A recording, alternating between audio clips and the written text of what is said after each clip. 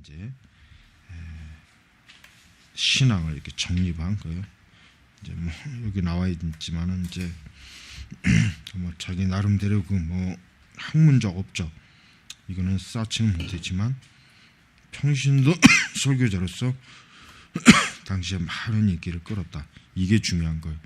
여러분 중세 시대 때는 이제 탁발 수도상이라 했죠. 탁발 수도사. 근데 이 탁발 수도사는 또 한편으로 거리 설교자예요.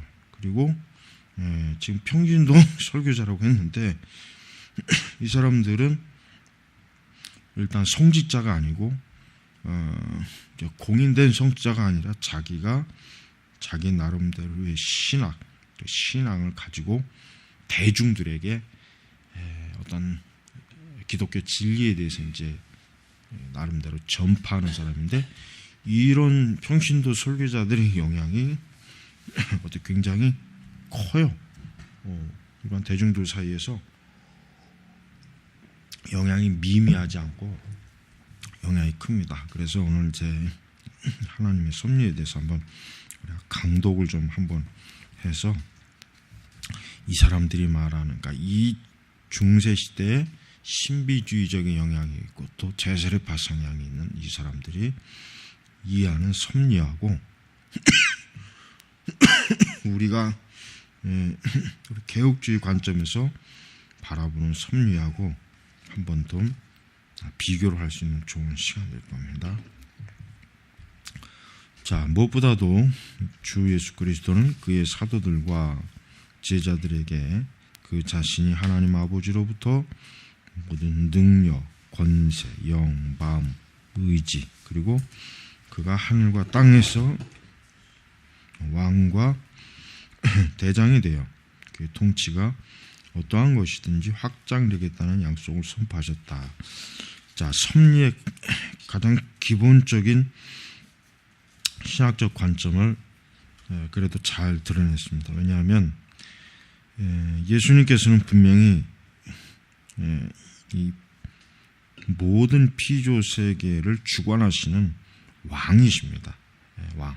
그러니까 예수님께서 다스리지 않는 지역은 영역은 없어요. 자, 좀 더 이 부분에 있어서 우리가 이해를 하려면 지옥도 하나님의 주권적 통치가 있는 것이 지옥도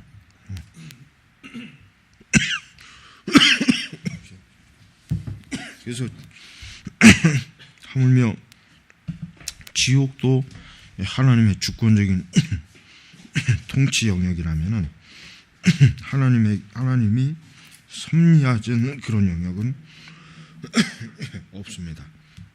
자, 이런 의미 속에서 하나님은 그 거룩한 선지자를 통해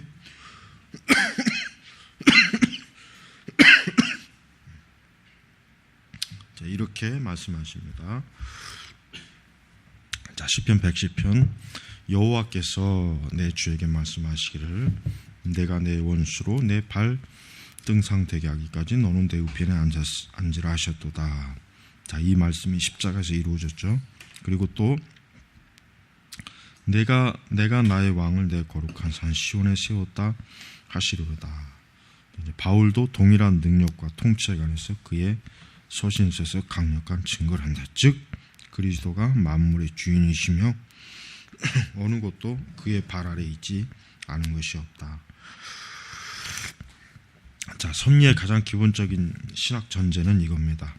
예수 그리스도께서 만물의 창조자, 또 만물의 주인, 또 만물을 그 발 아래 복종시키는 분. 이게 섭리의 가장 기본적인 특징입니다. 그래서 이 책 그 서론격에도 이 글의 서론격에도 아주 잘 정교하게 나와 있어요. 자, 그렇다 그는 모든 하늘의 영원하고 또 영적인 하나님의 풍성의 분배자이시다.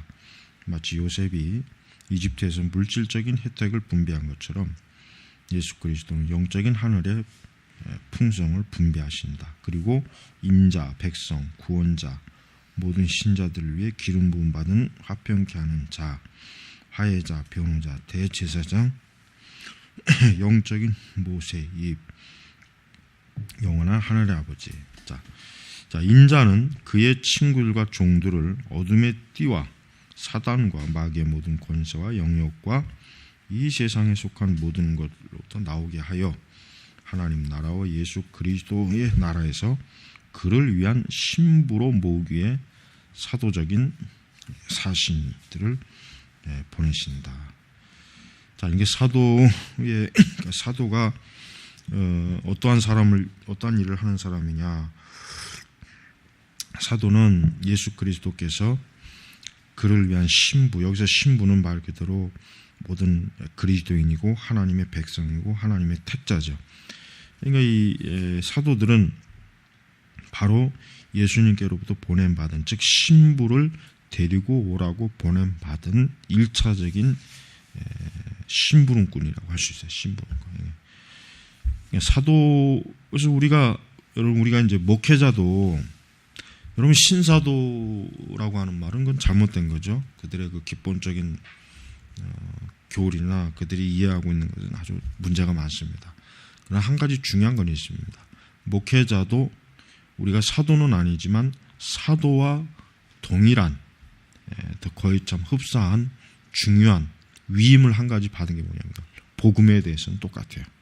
그러니까 사도들이나 우리나 어떠한 이 일에 있어서 공통영역이냐면 적어도 복음을 전하라는 것, 그리고 복음을 전함으로 하나님의 택자를 하나님께로 데리고 오라. 이게 적어도 사도와 우리 사이의 공유점이에요. 공유점. 그러니까 이 사도들의 사역에 가장 근본적으로 중요한 것은 이적이나 기적이 아니죠. 표적이 아니었어요. 사도들이 제일 중요하게 여긴 사역은 뭡니까? 복음 사역입니다. 복음 사역이었어요. 복음 사역. 그러니까 지금도 우리가 은사주의가 잘못되었다, 이게 문제라고 하는 가장 결정적인 이유는 뭐냐면 저들이 중점적으로 다루는 것은 은사지 복음이 아니에요. 그러니까 그들의 이름 자체가 은사주의라는 말을 왜 붙였겠어요? 아니, 복음주의라는 말은 정상적인 말이지만 은사주의라는 말은 말 자체가 잘못된 말이에요. 사실 써서도 안 되는 말이에요. 사실 은사주의, 신약성경 어디에 은사주의의 개념을 나타내는 말씀이 어디 있습니까? 없어요.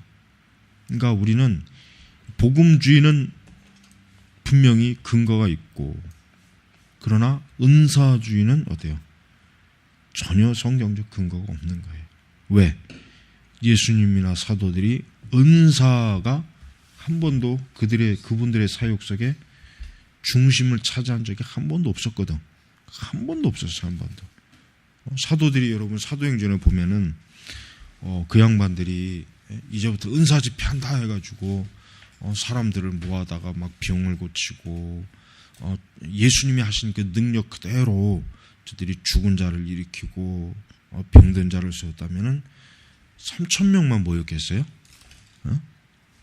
내가 볼 땐 30만 명도 더 모였을 거예요. 근데 왜 사도들이 그러한 일을 안 했을까? 왜 안 했을까? 그것은 뭐예요?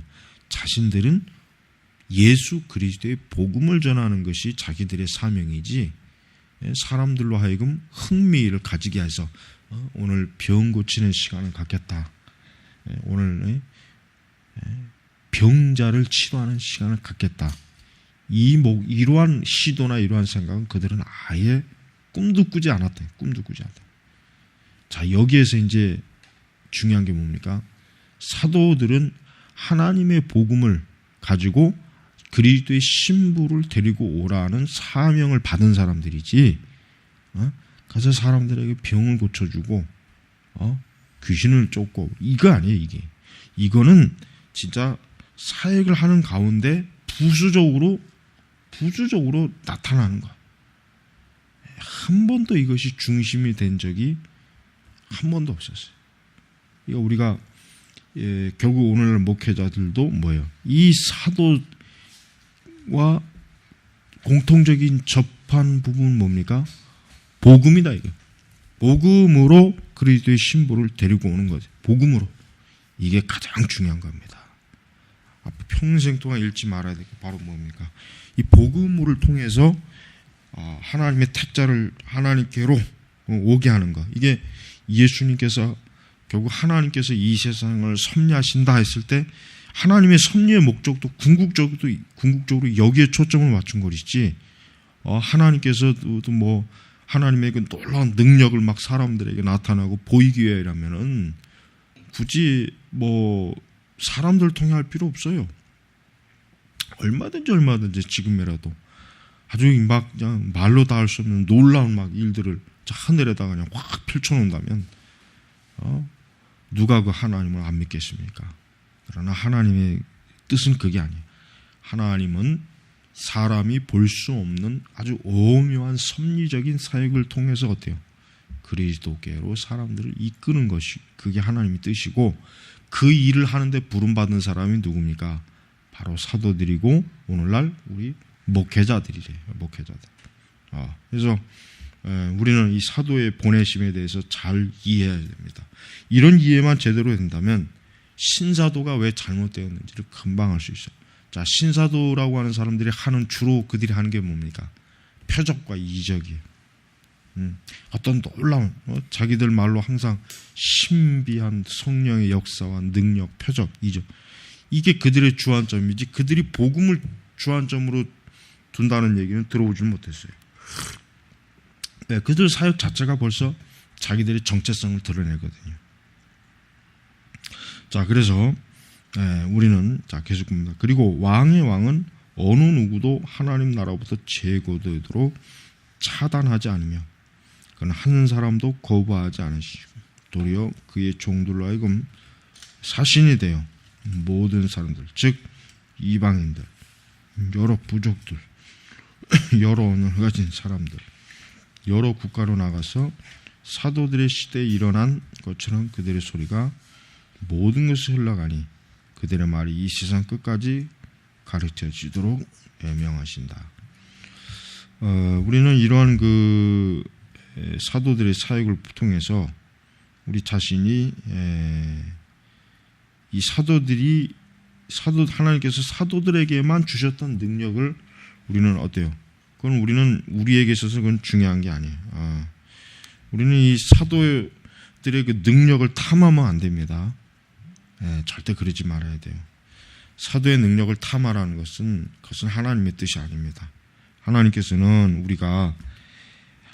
우리에게 계시되어진 복음의 가르침을 충실하게 가르치고 또 그것을 사람들에게 이해시키고 그거를 성실하게 바르게 했을 때 하나님께서 우리의 사역을 인정하시는 것이, 우리가 성경을 읽다가 뭐 바울이 어떻게 했다, 베드로가 어떻게 했다, 뭐 선지자가 어떻게, 그러니까 나도 오늘 이것을 이렇게 해보겠다, 이러한 능력과 역사를 하나님께로부터 받아보겠다라는 그러한 생각은 어떻습니까? 그것은 아주 어리석은 생각, 미련한 생각이란 말이에요.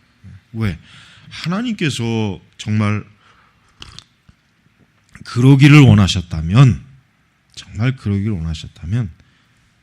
이미 벌써 그렇게 다 했어요. 그러나 하나님은 그렇게 하지 않아요. 역사적으로 하나님께서 교회를 이끄시는 과정을 여러분 보십시오. 교회가 점점 어때요?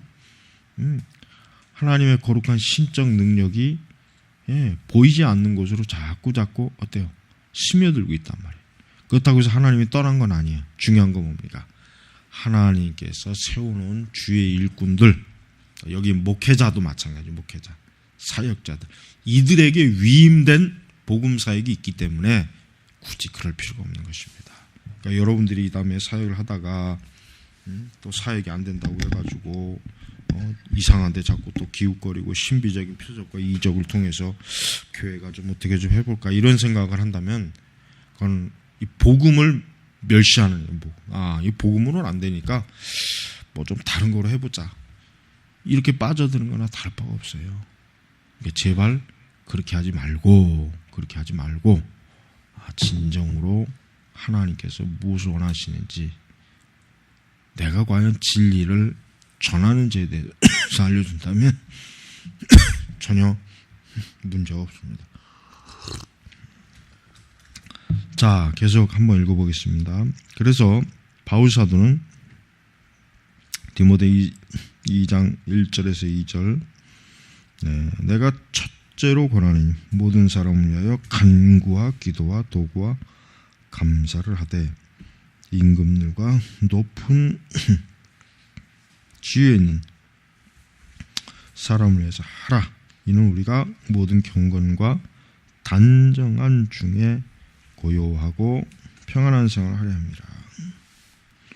그러니까 바울에게 있어서 목적은 우리 보고 왜 교회 회중에게 기도하라 그랬냐면 하나님을 섬기는데 신앙생활하는데 어려움이 없도록 그것을 위해서 너희가 위정자들을 위해서 기도하라는 거예요. 그러니까 바울은 진짜 하나님의 나라 복음 외에는 관심이 없어요. 바울에게 있어서는 뭐 이 세상이 잘 되고 못 되고 어떤 그 바울 서신 어디를 봐도 그런 게 없더라고요. 뭐 로마 제국이 잘 살아야 된다, 뭐 이스라엘이 잘 살아야 된다, 아예 없더라고요. 바울에게는 하나님 나라 확장하는 거는 외에는 바울은 관심이 아예 없더라고요. 그러니까 우리도 하나님 나라 확장하는 거 외에는 우리도 관심을 가지면 안 돼요. 이 세상 나라 확장하는 거 관심 가져봐야 결국은 나중에 다 뺏기고 사라져 버리는 건데 굳이 그럴 필요가 뭐가 있겠어요. 그런 것들은 우리 성도들에게 정말 아무것도 아니고 아무런 중요성이 없는 건데 우리가 그것을 우리가 추구한다는 것은 참 너무나 좀 부끄러운 일이죠. 자 계속 좀 넘어가겠습니다. 이런 의미에서 지극히 높은 자의 입술은 선지자에 관해 하나님은 사람이 아무 쓸모없는 사람이 되는 것을 원치 않는다. 현자와 높으신 선지자도 이제 그렇게 말한다. 왜냐하면 예수 그리스도는 모든 사람을 위해 자신을 내어주셨으며 그 자신이 온 세상을 위한 값을 지불이 되고 있기 때문에 그 죄를 처리하셨으며 영원한 구원을 주셨기 때문입니다. 이때에는 하나님의 말씀의 선포가 모든 사람들에게 증거되고 어느 누구도 제외되지 않도록 할 것이다. 자, 하나님의 섭리는 바로 이제 이와 같은 상황에서 이제 잘 드러납니다. 자, 하나님은 구원을 주시고 또 그 구원이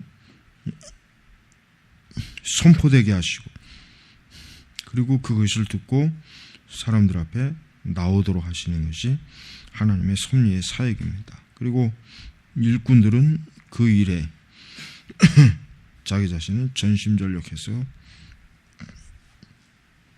하나님의 충성된 명령을 잘 좀 따르는 것이 그게 하나님의 기뻐하시는 겁니다.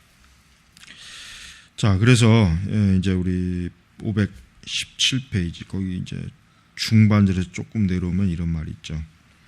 예수께서 우리의 모든 악행에 대한 대가를 지불하셨다는 거룩한 복음을 통해 복음을 전해야 한다. 그러니까 거룩한 복음을 전해야 한다. 그리스도는 하늘에 있는 것이나 땅에 있는 것이나 모든 피조물들을 다스리는 주인으로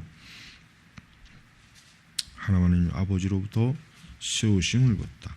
그러므로 그를 섬기기 위해 원하여 그를 만왕의 왕이요 주인으로 고백하기를 원하는 사람들은 자유와 확신 속에서 그렇게 하신다.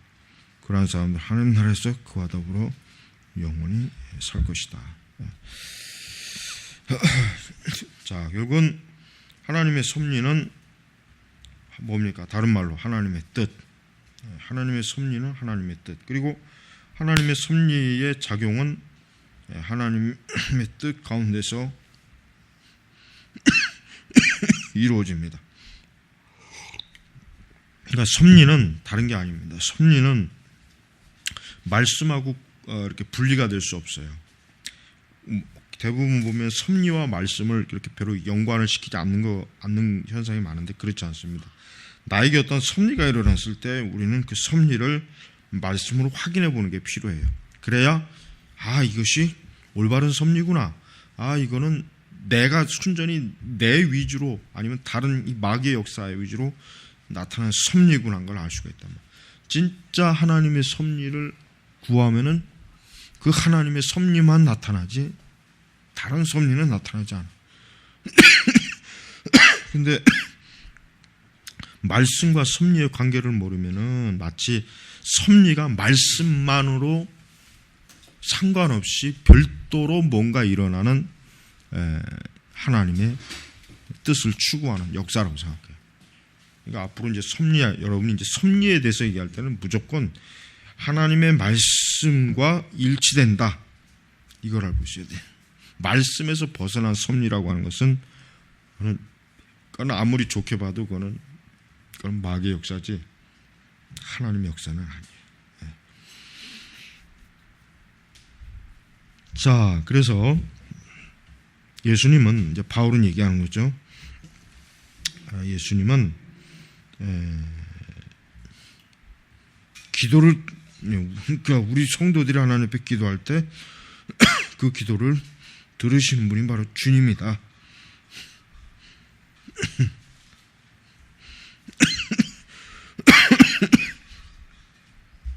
그래서 이제 그 기도의 성취를 이루시는 분도 주님이시다. 그리고 그 기도의 전반적인 모든 일에 확증과 보증을 써시는 분도 성령님이시다. 이렇게 우리가 이렇게 해야 됩니다. 그래서 여기 나와 있지만 하나님 사람이 아무런 쓸모없는 사람이 되는 것을 원치 않는다. 이 원치 않는다는 건 뭐예요? 그런 일이 없어야 된다. 이제 그거죠. 자, 예수님은 자기 자신을 이제 내주셨습니다. 여기 보니까 십자가에 내주었다. 죄의 값을 지불했다.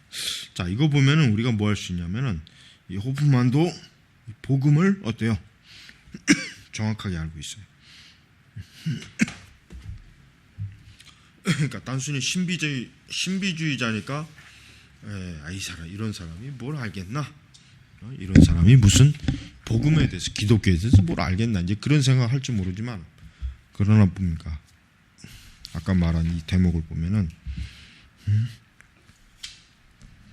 516의 맨 하반절에 보면은 예수 그리스도는 모든 각 사람을 위해 자신을 내어주셨다. 이거 벌써 복음을 알고 있어요. 복음. 그러니까 참 감사하게도 루터의 종교개혁이 퍼질 때 참 감사하고 신기한 게 뭐냐면은 어떻게 이렇게 복음을 알아듣는 사람이 이렇게 또 많이 나왔을까요? 만약에 루터가 그 95개 전문을 걸어도 시큰둥하고 별 반응도 없다면 어때요? 그냥 루터 혼자만의 그냥 자기 혼자만의 신앙의 열정으로 끝났는데 이게 그냥 어떻게 순식간에 학자들에게도 그 95개죠. 그 전문이 싹 사본돼서 번역이 돼가지고 그걸 사본화 시켜서 유럽 전역에다 쫙 퍼뜨려졌잖아요. 이걸 누가 했습니까? 일반 사람들이 한 거예요. 이걸 통해서 우리가 알 수 있는 건 뭐냐면은 하나님께서는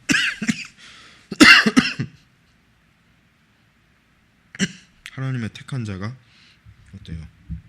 이와 같은 많은 하나님의 사역을 기꺼이 충분히 감당할 수 있기 때문에 우리를 세우신 것이다. 라고 이제 여기에 되겠습니다. 자, 516 보면은 맨 하반절에 보면은 왜냐하면 예수 그리스도는 모든 사람을 위해 자신을 내어줬다. 아까 얘기했죠. 이게 복음이야. 이거는 우리가 명심해야 돼. 반복적으로 예수 그리스도는 각 사람의 자신을 내어주셨다. 자발적인 내어주심. 자발적. 억지로 만약에 예수님께서 억지로 끌려다니는 방식의 십자가를 졌다면 누가 예수님을 보고 나를 위해서 죽으신 분이라고 누가 여기겠어요? 그렇게 여기지 않죠. 그러니까 예수님한테 당신이 손수 처음에 십자가를 지고 골고다로 올라갔다는 거 사실 자체가 뭐예요? 굉장히 능동적이에요. 그러니까 복음이라고 하는 것은 이렇게 뭡니까? 역동적이에요. 복음은 결코 정퇴되어 있지 않아요. 그러니까 진정한 복음은 반드시 어떤 가시적인 영적 열매를 충분히 맺을 수 있다, 이렇게 보면 됩니다.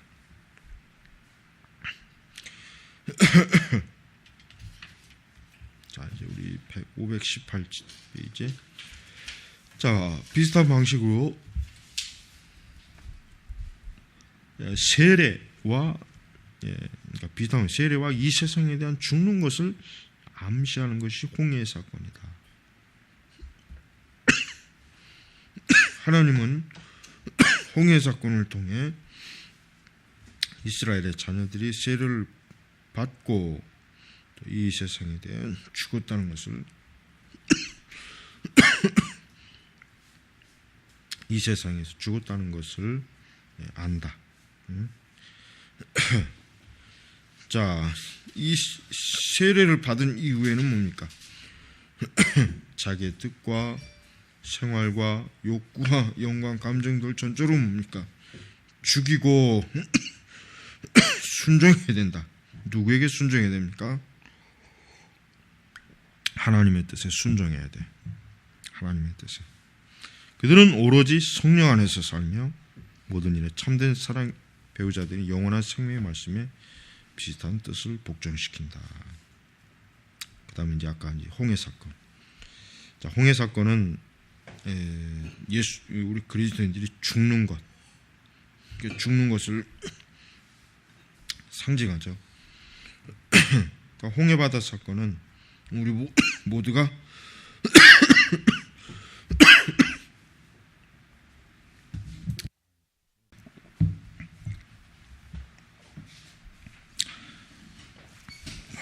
자, 519쪽으로 넘어갑니다.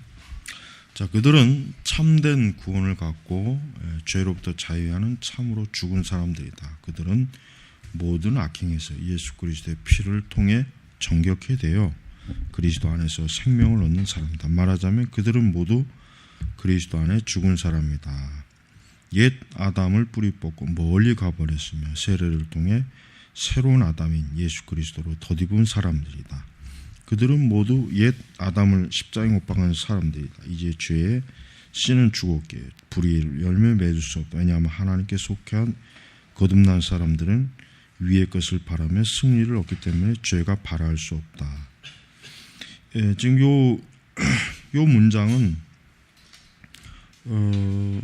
이게 불의의 열매를 맺을 수 없다. 그 다음에 죄가 발할 수 없다. 이제 요 부분은 조금 정리를 해야죠, 우리가 볼 때는. 왜냐, 이게 지금 저 전형적인 그 당시 제세례파의 특징이에요. 그러니까 제세례파가 은연중에 완전주의를 굉장히 추구해요. 그리고 제세례파의 교회론을 보면은 이제 제세례파의 교회론이 상당히 지금 우리 개혁주의자들과의 문제가 뭐냐면, 칼빈이나 루터나 쯔빙글리도 그렇지만은 그러니까 주류 개혁주의자들은 교회는 이 땅에서 가라지가 있다. 그러니까 교회가 완전하기는 어렵다. 왜? 교회가 이 지상 교회가 완전할 수 있다는 건, 이거는 받아들이기 힘든 문제라는 거예요. 왜냐하면 아직은 하나님 나라가 오지 않았고, 또 교회가 이 지상이라고 하는 곳이 하나님을 믿는 참된 자녀들도 있지만, 그러나 여전히 하나님과 적대적인 관계도 있는데, 이러한 세상에서 교회가 어떻게 완전할 수 있겠느냐. 근데 이제 제세례파는 안 그래요. 제세례파는 이 지상에 있는 교회들이 순전한 하나님의 자녀들이 모인 교회를 이룰 수 있다고 믿어요. 이게 제세례파의 교회론의 가장 큰 특징입니다. 그래서 제세례파들은 그 유별난 굉장히 뭐랄까 좀 아주 순결성, 그러니까 교회의 순결성을 굉장히 제세례파들이 중요하게 해요. 그래서 그러니까 세례로도 마찬가지예요. 세례도 왜 제세례라는 말이 왜 나왔습니까? 자기들이 시행하는 주는 의식인 세례를 다시 받아야 그들이 완전히 어때요? 그리스도의 피로 죄씻음 받은 자로서, 성도로서, 신자로서 표시가 된다 이거죠. 근데 이제 그 제세례파들은 그래서 될 수 있는 한 어떻습니까? 그들은 이 세속 권력과 될 수 있는 한이 아니죠. 이 세속 권력과는 어떠한 모양으로든지 저들과는 연합하거나 저들하고 손을 잡거나 저들과 함께하거나 또 저들이 교회에서 어떤 교회 일에 참견하거나 또 교회 역시 마찬가지 세속 정부와 세속 기관에 쓸데없이 교회가 이래라 저래라. 그러니까 가톨릭이 그랬잖아요. 가톨릭이 어땠습니까? 세속 권력에 대해서 얼마나 많이 참견했습니까? 그러니까 로마 교황이 수시로 그냥 왕이나 영주들이나 이 세속 정치에 아주 깊숙이 개입했다는 느낌. 그러니까 반대로 또 이제 세속 정치도 교회 이제 예를 들면 교황권이 약화될 때 이 세속 권력은 또 교회를 당연히 로마 교회지만 교회를 그냥 막 자기들이 좌지우지 했거든요. 그래서 이제 한때 이제 교황이 두 사람이 있었잖아요. 두 사람. 그래서 프랑스 아비뇽에도 이 교황청을 아예 프랑스가 그냥 프랑스 영토 내로 딱 옮겨버렸죠. 그래서 거기서 이제 교황청을 두고 교황을 둔 이유는 뭐예요? 자기들이 교황과 로마 교회를 마음대로 하겠다는 거예요. 자, 이제 이런 것들을 제세례파들이 봤을 때 무슨 생각을 했냐면 교회가 확실히 세속 권력을 같이 하면은 교회도 해롭고 이 세속 권력도 역시 마찬가지다. 그러니까 그리고 무엇보다도 교회 거룩한 가시적 교회라고 해도 예수님의 그 몸인데 이 가시적 거룩성이 훼손되는 거 아니냐. 굉장히 이건 심각해요. 그러니까 우리가 제세례파에게 한 가지 배울 건이 있어요. 뭐냐면 제세례파가 이 세상이지만 이 세상에서 어때요? 철저하게 어쨌든 분리되고자 하는, 그러니까 때를 그러니까 그리스도의 말씀에 교회, 그리스도 성도의 신앙에 이런 전반적인 하나님의 이 영역에 어때요? 지나치게 이 세상과 이렇게 섞어가지고 나중에 경계선이 불분명한 그런 거를 사실은 제세례파들이 굉장히 중요하게 했어요. 그러니까 지금도 이 제세례파의 영향을 받은 형제단이라든가 또 이런 그 세력들을 보면은 굉장히 이런 분리성이 지금도 강해. 확실히 틀려. 반대로 이제 우리 이제 지금의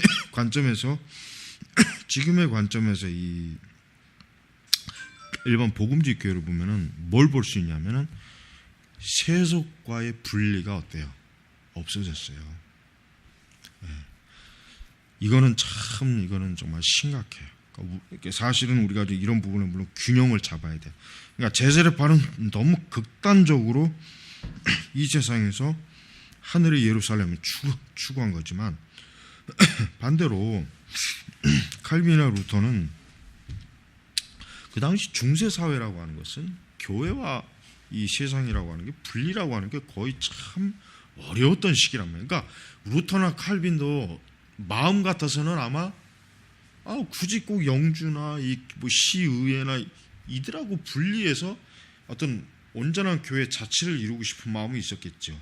그런 게 있었다고 그들도. 그렇지만 실제로 그게 불가능한 거예요. 왜?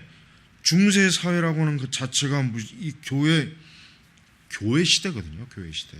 그러니까 우리가 세계 역사를 보면은 세계사에서 보면 중세 사회를 교회 시대라고 아예 규정하는 그런 그 일반 세계사 학자들도 많아요.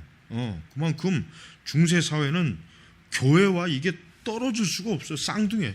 샴 쌍둥이라고 하면 딱 샴 쌍둥이. 한 몸이 돼 버렸다고. 그러니까 이거를 분리하는 과정이 어때요? 역사를 보면 알겠지만 이 분리되는 과정이 서서히 결국은 나타나잖아요. 결국은 분리된다고요. 결국. 그러나 이제 제세례파들은 급진적이었어요. 그러니까 너무 급진적인 거예요. 그게 이제 사실은 제세례파가 핍박을 받는 굉장히 중요한 요인이 되어버렸어요. 그러니까 지금 여기서도 보면은 봐요. 불의를 맺을 수 없다. 죄가 그러니까 하나님에 속한 거듭난 사람들은 위의 것을 보면 승리롭게 죄가 발할 수 없다.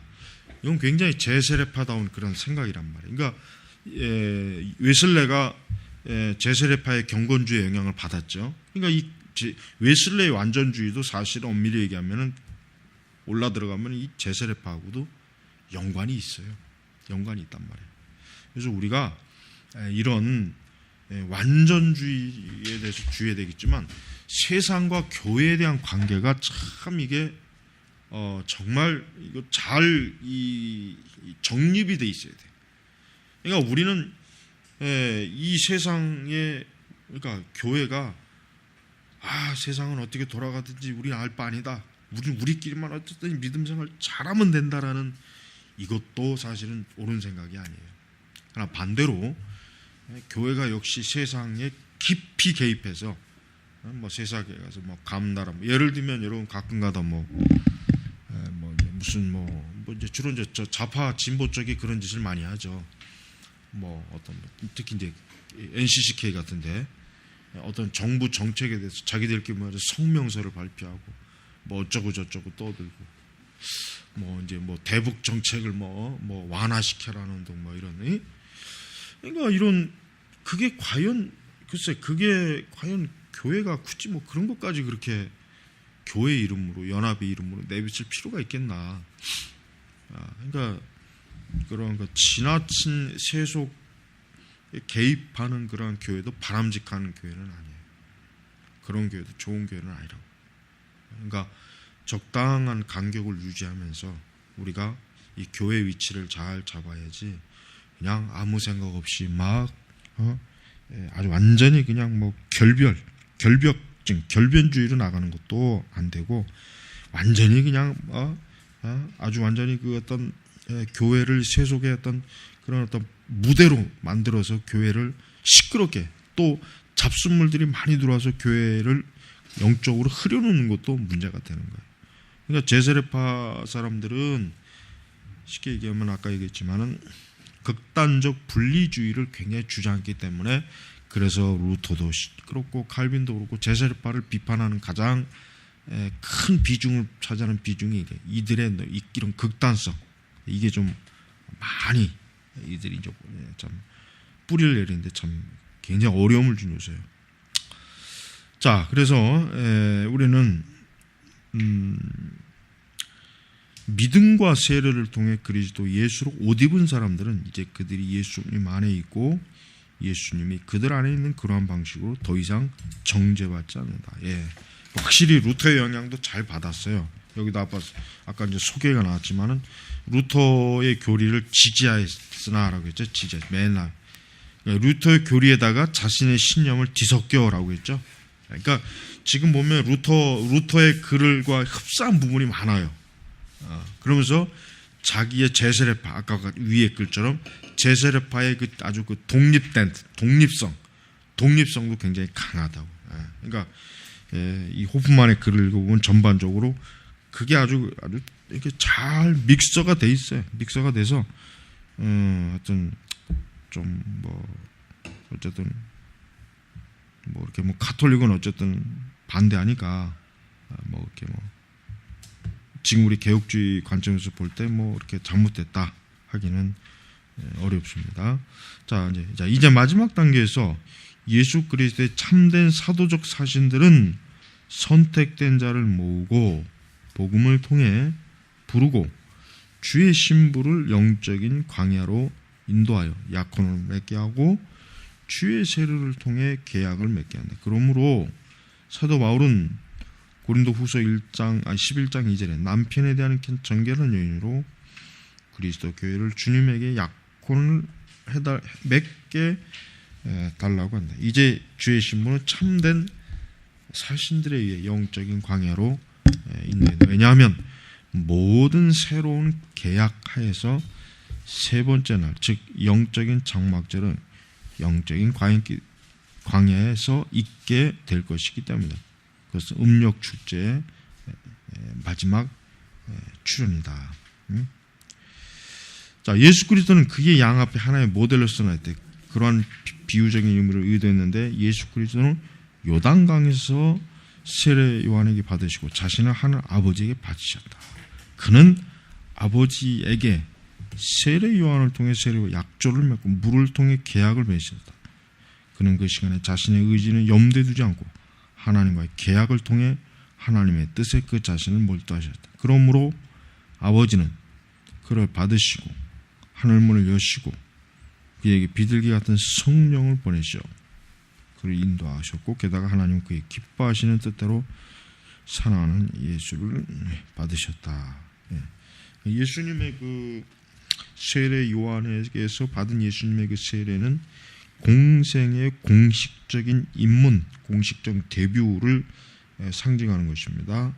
그래서 그리스도의 그 성육신의 가장 그 절정의 시기는 바로 이제 예수님이 사도 세례 요한에게 세례를 받는 것, 바로 그 시간부터 이제 치면은 될 것입니다. 그래서 이제 하나님은 예수님의 이와 같은 세례, 입문한 그것을 공식적으로 하나님께서 인증을 했죠. 그래서 성령이 비둘기같이 나타나 이는 내 사랑하는 아들이요. 그러니까 하나님의 공식적인 인준이에요. 이제 아들 예수님이 성육신으로 이제 어때요? 본격적으로 이제는 사역을 한다는 것을 아주 확고하게 이제 드러낸 것입니다. 그 다음에 이제 나온 것이 이제 바로 예수님이 받은 시험. 이 시험도 결국은 이겼죠. 결국 이겼고 예수님은 승리한 자로서 하나님의 그 아들로서 더 확고하게 마귀와의 대적해서 이긴 자로 사실은 드러납니다. 자, 이런 그 예수님과 하나님 또 이제 성도들과의 관계, 성도들 자신이 하나님과 동일하신, 그러니까 성도들 자신도 사실은 뭐예요? 성도들 자신도 사실은 마치 하나님께서 그리스도를 인증하신 것처럼 공식적으로 사실 성도들도 뭡니까? 그리스도 안에 들어와야 하나님과의 온전한 계약이, 언약이 사실은 성취됩니다. 언약이. 이건 그리스도 바깥에서 내가 하나님과 아무리 온전한 계약을 삼으려고 할지라도 그건 뭡니까? 정당한 것이 아니라 비합법적이죠. 비합법. 예수님은 하여튼 여기 잠깐 40일간의 금식은 시내산에서 40년, 그리고 성전 내소 앞에 있는 외소, 곧 성소의 장이 40규빗이라고 말한 것을 생각나게 한다. 그들은 절대적으로 주 예수 그리스도의 선한 뜻과 영을 의지에 달려 있어 끝까지 싸우며 승리한다. 그래야 그들은 하나님의 모든 시험에서 충성되고 흠없는 종이라 일컫는다. 그러니까 예수님 자신이 그리스도의 하나님의 종으로서, 비록 아들이시지만 종으로서의 충성된 헌신의 의지가 하나님께로부터 인정받고 하나님께로부터 그 일로 인해서 앞으로 하나님께서는 하나님의 아들로서의 모든 구속의 사역에 참 주인으로서 나아갑니다. 자, 이렇게 이제 예수님의 이제 어떤 사역의 어떤 정당성, 그것을 이제 보고, 그 다음에 이제 우리 자신에 대해서 이제 좀 보면은 522 하절을 보면은 우리는 거룩한 성 예루살렘에 들어간다. 참된 하나님의 새로운 하늘에 들어간다. 거기서 우리는 완전히 영화되죠. 옛 것은 다 지나가고 우리의 몸도 부활의 몸을 입고, 또 우리는 이제 그 안에서 그 영원한 생명수를 마시고 그곳에서 이제 영생을 누립니다. 그 나라는 우리에게 상속되어지는 것, 또 우리에게 주어지는 것, 우리가 은혜로 받아들이게 되고, 구원받은 모든 무리가 결국은 예수 그리스도로 인하여 받은 그 은혜에 대해서 감사하며 영원히 이제 하나님 나라에서 그걸 이제 찬송하는 그런 찬송으로 저들이 영생을 누립니다.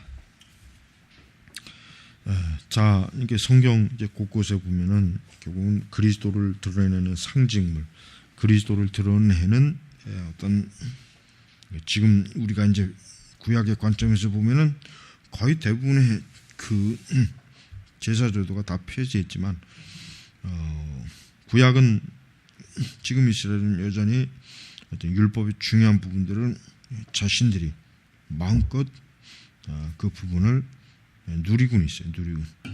그냥 예수님을 알지 못하고 누리는 것이기 때문에 소망은 없습니다.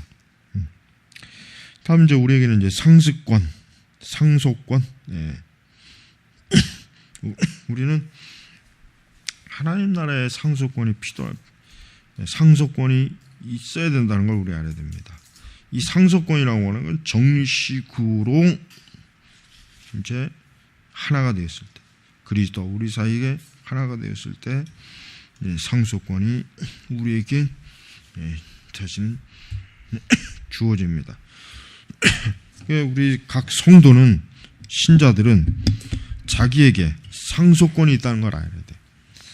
자기에게 나에게도 상속권이 있구나. 이 상속권이 있다는 걸 아는 것하고 없는 것하고는 많이 틀리겠죠. 또 교회도 그 여러 상황도 틀리고. 그래서 여기 보면은 상속권을 받으러 오는 자는 복이 있다. 왜? 상속권을 받으러 온다는 것은 결국 결국 구원을 얻는다는 거예요. 얻는다. 그래서 하나님은 누구나 누구나 이 정죄받지 않는 거.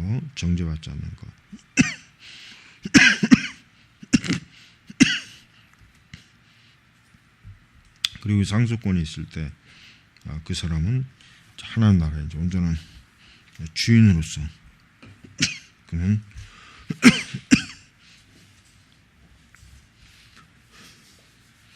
살아갈 수가 있는 것입니다. 자, 우리 524페이지. 자, 보십시오. 자, 바울은 히브리서 3장 17절에 이하에서 하나님의 영이 복음을 선포하실 때 귀를 막아서는 안 된다고 경고한다. 이스라엘 자녀들이 광야에서 경고를 받은 것처럼 말이다. 이런 진실된 약속. 여기서 말하는 그러니까 전술 그러니까 앞서 말한 약속들, 이런 약속들은 이스라엘 약속들은 하나님과 예수님과의 그 계약을 맺으신 거예요. 이 계약이라고 하는 것은 구원에 관한 계약이죠. 예수 그리스도 오는 자는 다 구원으로 이끈다는 거예요. 생명의 계약이죠. 생명. 자, 그 다음에 이제 예수 그리스도에 의해 부여된 명령은 십자가에 못 박히신 예수 그리스도의 말씀과 설교를 만들어 받들고 그들 자신의 의지로 주님께 의탁하는 모든 민족들에게 세례를 베풀라는 것이다. 이 세례 자체가 어떻게 보면은 하나님과 인간 사이에 하나의 계약에 또 이해가 될 수가 있어요. 왜냐하면 세례라고 하는 것은 근본적으로 이전에 내가 그리스도의 피로 씻음을 받았다. 세례란 말이 씻긴다는 얘기, 씻는다, 씻긴다 이런 말이거든요. 그러니까 세례를 받겠다는 얘기는 나는 그리스도의 피로 씻겠다. 그리고 나는 이제 그리스도께 속한 자로서 나는 온전한 순종을 하며 따르겠다. 그리고 그 모든 것에는 하나님의 섭리를 인정하는 믿음을 그가 이제 갖는 것입니다.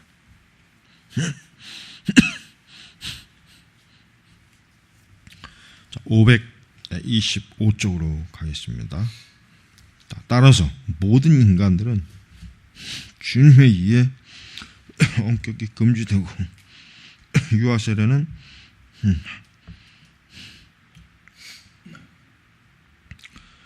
하나님께로 또 온 것이 아니라 반그리스도인들과 사단적인 무리들에 간행되어 온 것이다. 이는 하나님과 그의 모든 계명과 의지 그리고 소원에 반하는 행동이다.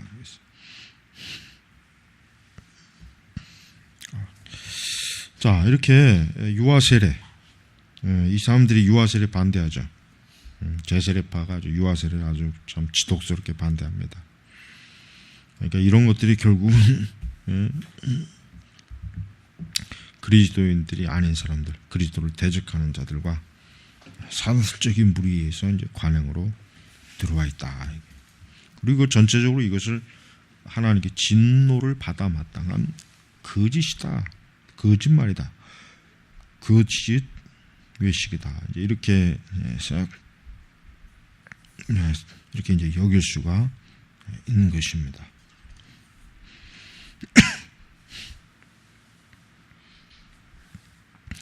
자, 다음 이제 예수 그리스도의 신부가 계약의 표지로 세례로 신랑에게 나올 때, 그리고 그의 약혼하고 모든 자신의 의지를 그에게 순복하고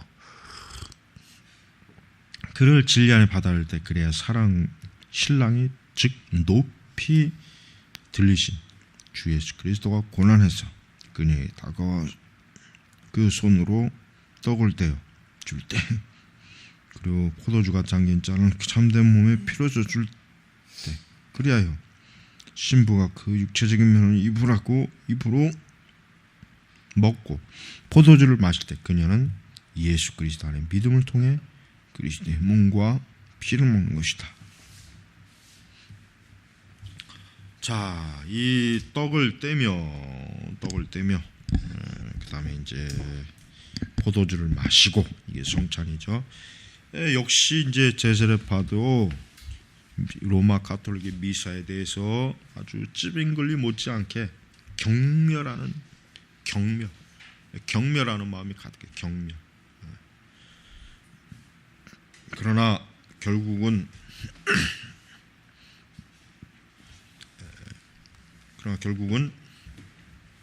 그리스도의 피와 또 그리스도의 살과 피, 이 떡과 포도주는 우리에게 영생을 주는 가시적인 보이는 하나님의 고백이라 그럴 수가 있게 된 것입니다. 자, 526조로 넘어가겠습니다. 그러니까 지금 하나님의 섭리의 관점을 참 정확하게 잘 풀어내고 있어요. 뭘 보면 알 수 있냐면, 하나님의 섭리라고 하는 것이 단순히 우리 개인의 어려움, 환난, 고통에서 우리를 건져주시고 빼앗고, 아니 우리를 이끌어주시고 선한 길로 이끌어주시, 이걸 지금은 섭리라고 하래요. 그나마 섭리라 하죠. 그렇지만 진정한 의미에서 선미는 뭡니까? 하나님의 자녀가 되는 것. 이게 진정한 의미에서 사실은 선민이에요. 선민. 그래서 이제 이 진정한 의미의 선민들만이 결국 하나님의 온전한 사명을 감당하시는 그런 사람이 되는 것입니다.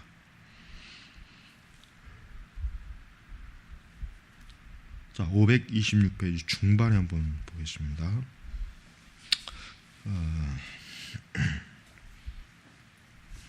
근데 조금 여전히 중세적인 사고방식을 안 가질래 안 갈 수가 없어요. 그리고 하나님 오른편에 앉아있는 그리스도의 진리 안에서 몸으로 그녀의 젖이되고 사실 그녀는 몸으로 그의 것이다. 그러므로 그녀의 완전한 권위와 주권과 내주를 갖는다. 그리하여 그리스도는 그의 고전 11장 28절에서 자기를 살피라. 그러니까 자기를 살피고 성찬을 받을 때 자기의 죄와 허물과 어리석음을 깊이 인식해서 회개하고 진정으로 하나가 되어라. 이제 그렇게 얘기하고 있습니다. 여기서 우리는 복음의 기본적인 것들을 다 얘기해주고 있어요. 복음의 기본적인 것들. 그래서 우리가 이제 호프만이 중세 시대 사람이지만 오늘날 목회자보다도 훨씬 더 어떻습니까? 신학에 대해서 훨씬 더 뛰어난 그런 생각을 가지고 있다는 것을 우리가 알아야 됩니다. 쉬고 좀 기독교 세계관